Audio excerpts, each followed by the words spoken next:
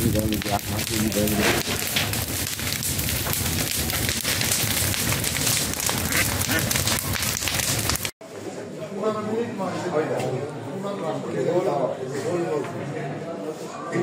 সভাপতি সদস্য যে গঠন হচ্ছে, এই গঠনটা নিয়ে হচ্ছে মূলত গ্যাঞ্জামটা সৃষ্টি হয়েছে।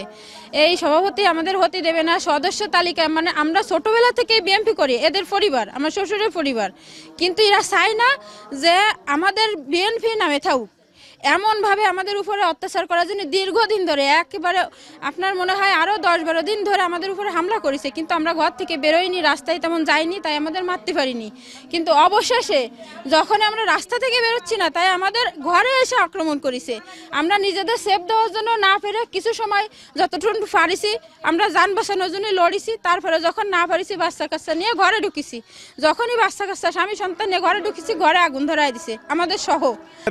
সমর্থিক আমরা দীর্ঘদিন থেকে বিএনপি করি।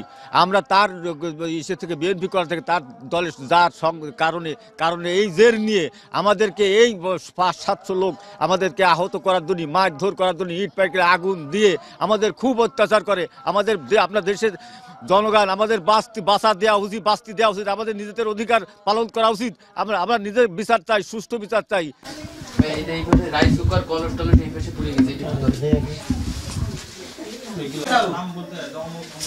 বাচ্চা ছিল, আমার বাসুরের বাচ্চারা ছিল, আমার শাশুড়ি ছিল বৃদ্ধ মানুষ, 90 বছর বয়স।